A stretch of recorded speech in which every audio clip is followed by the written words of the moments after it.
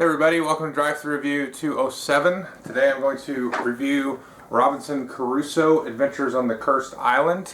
It's designed by Ignacy. I can't pronounce his last name, so apologize for that. This game plays 1 to 4 players and it's cooperative, and it takes place basically on a deserted island or a cursed island, kind of depending on the scenario that you do. So the game comes with 6 scenarios. Again, they're cooperative scenarios, basically trying to survive or trying to maybe rescue somebody or try to sort of avoid or deal with these cursed temples and different things. So basically it's sort of the same island or maybe different islands that you maybe will having adventures on. There is a 7th and 8th scenario that you can download that are official scenarios as well. So again, it's a co-op. It's a little bit more involved than I think any co-op that I've played. It's definitely, the difficulty level is there, like you would think of sort of like of a Ghost Stories, or maybe Yggdrasil is another one that people kind of cite as being difficult. So it's definitely up there in terms of difficulty, a little bit more difficult than like a Pandemic or something like that. So it works quite a bit differently, and it has a definite interesting sort of new take and approach to the co-op. So let's take a look at how it works, and then I'll come back and tell you more what I think about it. Okay, I've got the board roughly set up here. So you can see here's sort of where we maybe have crash landed on the island. You've got the beach tile here. We're going to go ahead and put that there to start. And then we've also got a camp icon. This will possibly be moved throughout the game as we discover, new terrain and new areas of the island. But it's going to start here. It's going to start on sort of this campfire side. Now you can build and upgrade this into a shelter, which will better protect you at night when you try to sleep. So that's going to go here. And the setup is going to be determined mostly by the scenarios that you play here. So as I said, there's 6 scenarios that come with the game. They have these double-sided cards here. They're going to have specific rules, specific things for some of the different tokens that you draw is going to be different from scenario to scenario. You're going to have special sort of inventions or cards and things that you can build right on the scenario board here.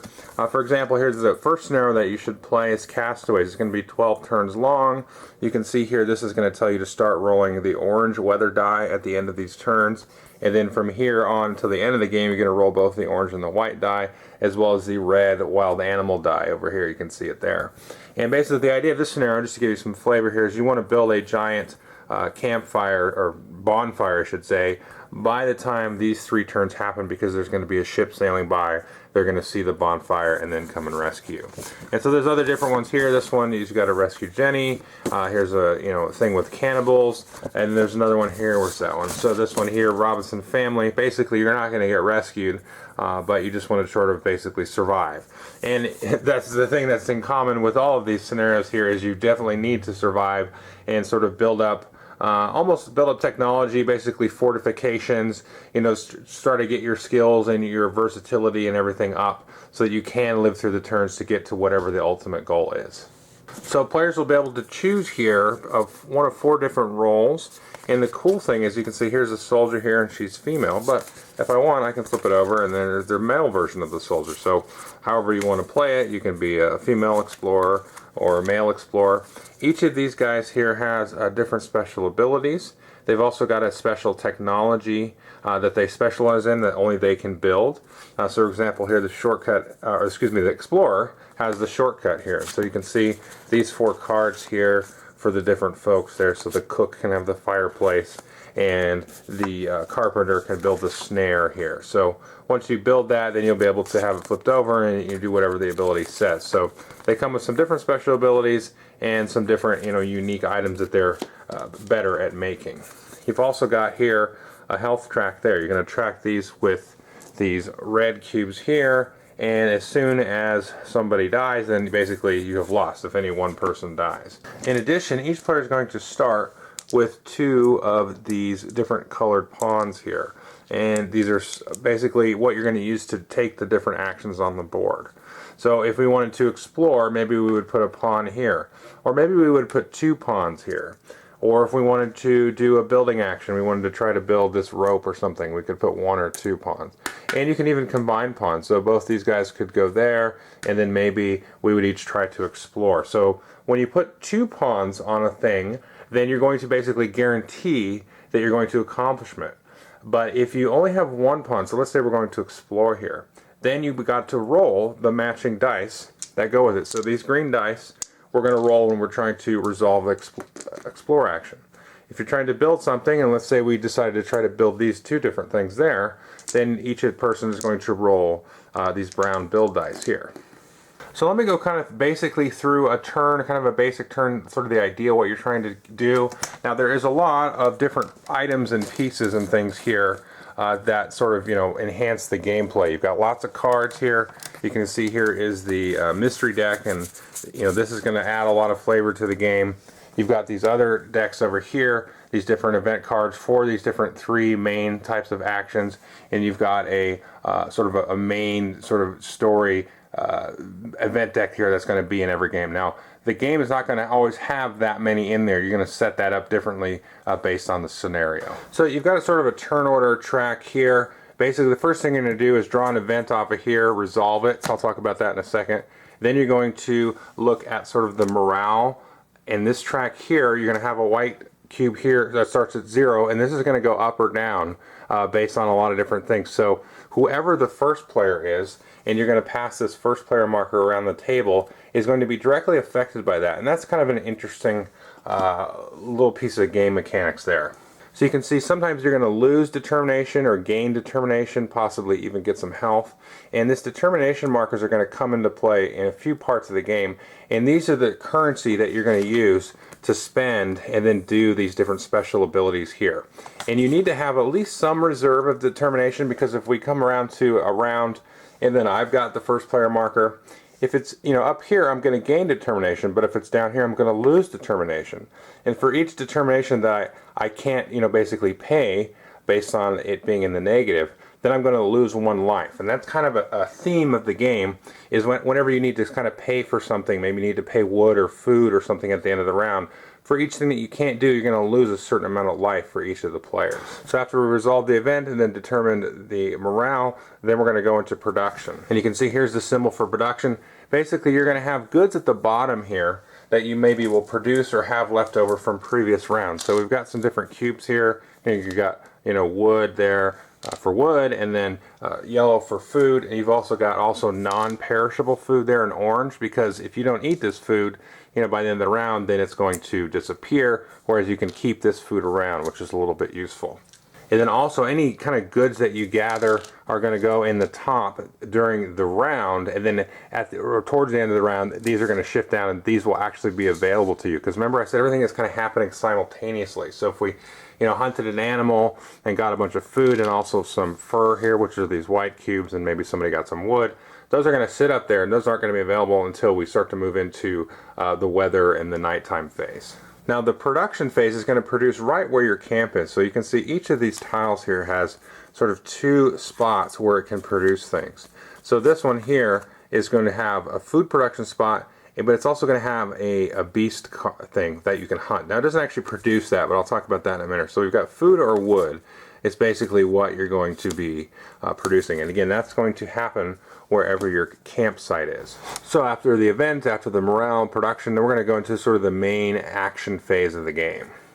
And then once that's done, we're going to resolve weather and then the nighttime. So let's talk about the main actions. So as I said, the players have these pawns here, and with these you're going to be able to take different actions on the board, explore, build things, maybe try to gather some different things, and then also again deal with these event cards. So in this example, we have sort of a starting event that's come out. These are some food crates that were left over from our shipwreck, and then you can deal with these events down here. Now if you don't, you're going to be drawing events again out of here, and some of these are going to have some nasty effects that if you do not deal with them, they're going to basically get pushed off as we draw through the event deck, and then something bad is going to happen at the bottom. Now you can see this first one, we get a little bit of a break at the beginning, nothing happens. But if we had put a worker on here, you can see this says, okay, if you put a worker on here, then you're going to get 1 food, or if you put 2 workers on there, we're going to get 2 food. And again, those will go up there in our little storage area. So if you do that, then you're going to discard this card. Well, let's look at another example here. So possibly we drew this bear here. So there's some different iconography. It's going to change what this iconography means based on the scenario that you're in. But basically you're going to do whatever this says here, well, I'm not going to go into too much detail here, but then once it's down here, then you can sort of deal with sort of the side effects and the after effects of whatever the event was. So you can see here we had a bear, it's done some damage to us, and we can repair. And then so if we go here, put a worker on there, we also need the shovel, which we're going to start off with the shovel actually in place. So that this should actually be turned over, because in the first scenario at least, you have the shovel right out the gate. So if we do this, we discard this card and we get a determination for whoever went and took care of that.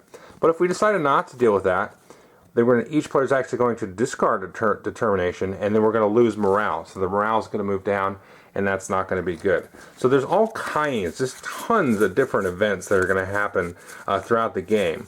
And you've also got like sort of a main event, and then sort of an extra effect and side effect that if you don't really sort of, have a reaction to whatever the event was, then you're either going to, get a good, sort of a nice little bonus, or just a little sort of catch up kind of thing, or some, respite for the players if you take care of it. If you don't, then it's just going to be even worse than if you hadn't taken care of it. So this is a kind of a cool theme that is strewn throughout the game.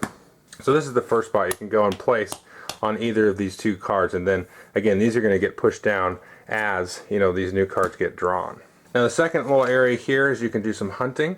So if you do find a tile that has a little beast card there, what you'll do is you'll take one of these cards from this deck here, and then you're going to put it face down, and basically if you find another one, you'll take another card there, and then you go and basically hunt that. And now you can see this one actually requires 2 workers there. So you're going to put 2 workers on there, and then we're going to draw the top one here. We're going to see what we got here. So we've got a wild dog, basically just showing its strength, how much it's going to reduce your weapon capacity, and then you get a certain amount of food and fur, and then some other effects. So there's all kinds of different animals. We got an iguana, not too crazy. You've got big things here like you could find a tiger. It's actually going to reduce your weapons, but you're going to get a lot of food and some fur, and a cheetah and a fox, and all kinds of different crazy things you can find here.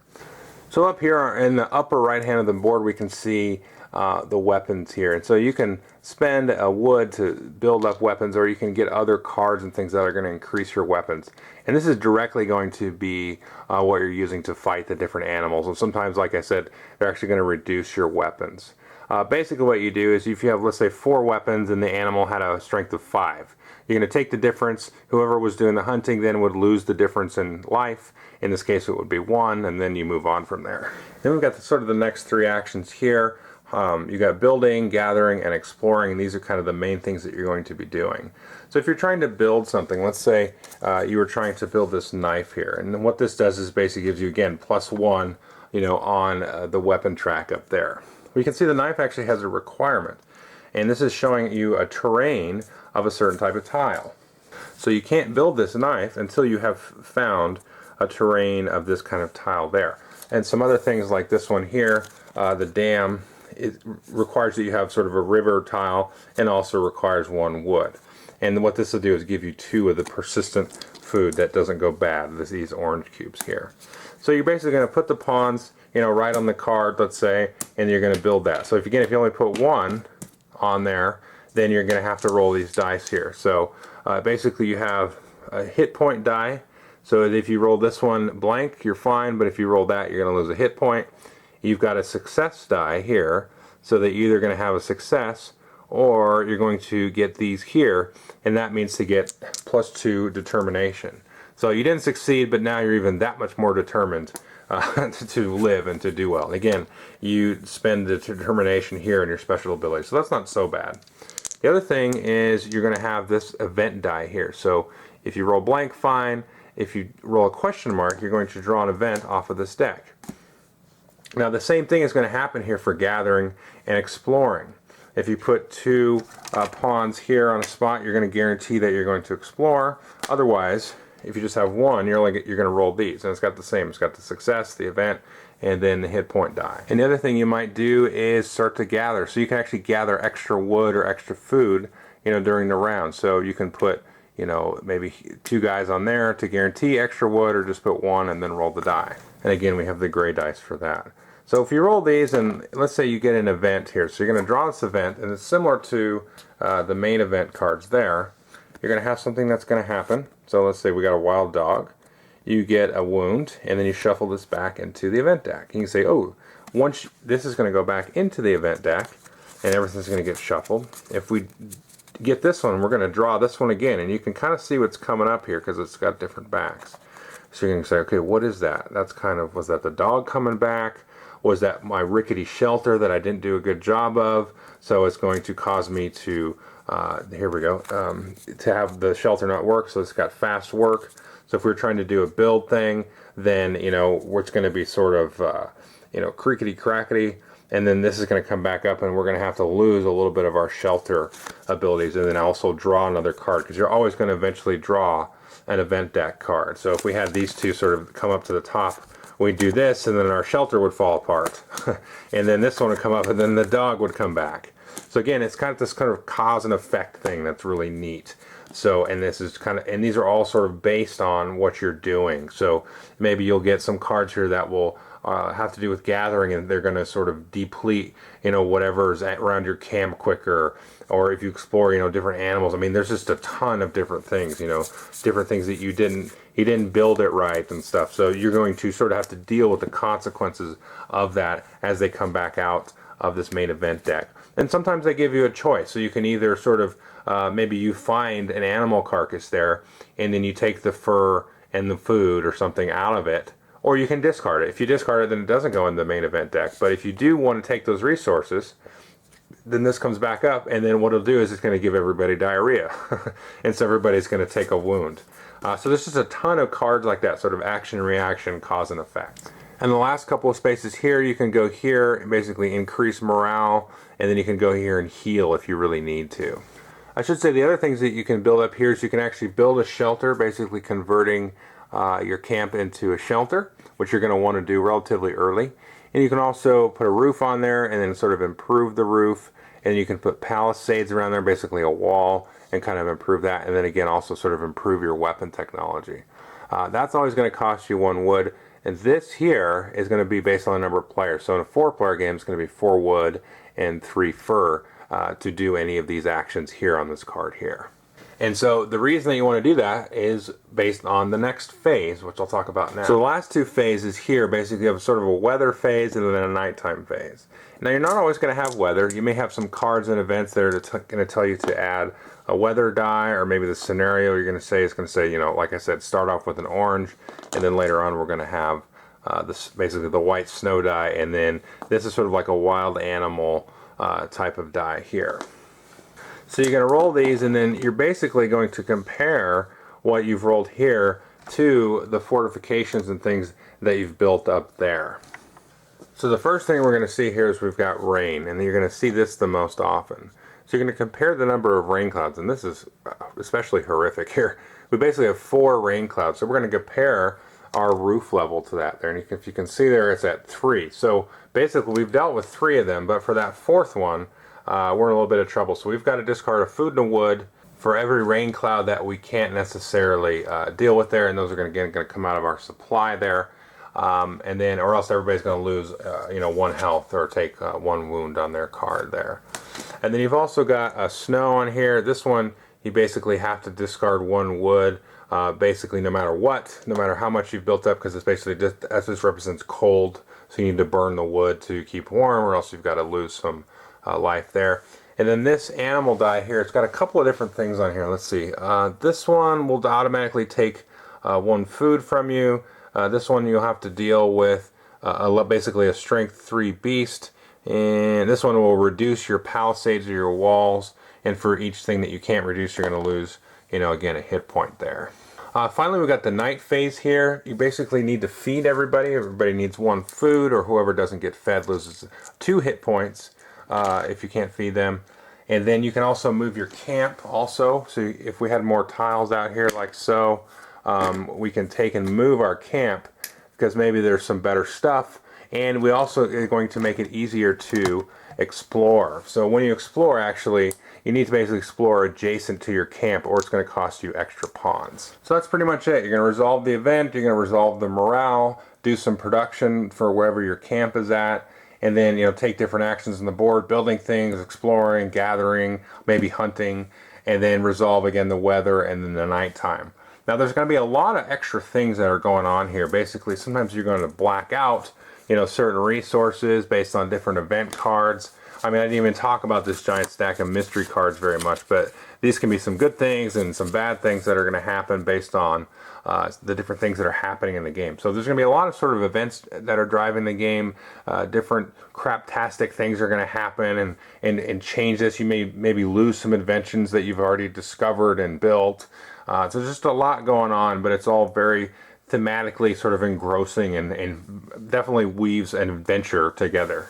Okay, I hope you enjoyed the overview, and the last thing I mentioned was sort of the thematic integration and how it's all woven together. The one thing that this co-op has, I think over just about every other co-op that I've played, is it does not feel very abstracted. Not to pick on Pandemic all the time, but if you pick on Pandemic, you basically have sort of a random, like, screw you event deck. Okay, this city gets inflicted with more disease, this one, this one, this one. And things are just kind of happening, like on this whole point-to-point thing. And you've got Ghost Stories, which is a game I don't really care for. And that's just very abstract. You have these sort of adjacent tiles and things, and it's very sort of geometric. And Pandemic feels geometric. But this game, it feels very much more driven by the theme than I think probably any co-op that I've played, because you have that cause and effect thing. So if you worked too quickly, building the roof or whatever you were doing, then later on that roof is going to eventually collapse on you. So there is a lot of that in the game, and there's a lot of choice of sort of payoff and give and take. And do I do this now? Take a little bit of a shortcut? Just because we really need some food this round, or we need some extra wood to build the bonfire. There's a lot of different things like that. And so all of that stuff really makes a lot of thematic sense. I mean, I can't really say it much better than that, because it's not like it's just like I pulled a card and we lost, or I pulled a card and it wasn't so bad. Yes, it still has that gameplay effect, but it doesn't feel like that. It feels like I pulled a card and boy, we really screwed up and we killed all the fish, on this tile or whatever, and all these different things. So definitely there's a fair bit going on. The basic structure of the game is it's pretty simple. I mean, it's straightforward, it's easy to digest, but there's a couple of different things, small sort of rules exceptions and things. You're going to have to play, I think, with the rule book. For me, now I was actually taught this game. So I was able to get into it, but now that I've got it and played it back with the family and stuff like that, then you gotta kind of sit with the rule book a little bit. It's not too bad, and the rule book is actually excellently written, but there is just that little sort of extra going on. But that's a good thing. I mean, I say that, and people are probably running a little bit scared. Some people are, which is fine. You don't always want a heavy thing happening at night, but I think it's a really sort of a bonus. That extra things is very, what you call like chrome. It adds that extra layer of theme and integration, and you basically get invested in these characters and these events that are happening. So they're not just there like to be there. They feel definitely part of the adventure, part of the story, part of the game. So yeah, I mean, this is great. This is a great game. I don't know what else to say about it other than I will sit and tell you. I want to almost kind of just tell you the story of the different times that I've played the game and the different adventures and the sort of mishaps that have happened to the characters and things like that. So it's not a game that I can really express to you mechanically more than what just showing you how it works. And then I can't tell you my story. I want you to do your story and do your game and do your playthrough of it, because my thing was that was for me and my family and my friends and stuff. So we had our adventure. So now this game is like perfectly, suited to have that sort of communal adventure of people. So you can kind of get a sense of, and I'm stretching a little bit here, but I'm not stretching that much, I don't think. You definitely can have that sort of communal sense of, okay, we sat down and we were in this island and this happened, and these different events happened, and you're not a good enough cook. And so we starved or something. I mean, just anything like that can happen. It's going to be different every time you do it. So that's part of why you play games and stuff like that, right? So you can have this sort of shared experience and all that good stuff. So starting to get kind of academic, but anyway, it's a great game. I would definitely recommend it, and you can sit down and really sort of, it's like a storybook unfolding for you in a lot of ways. So anyway, thanks.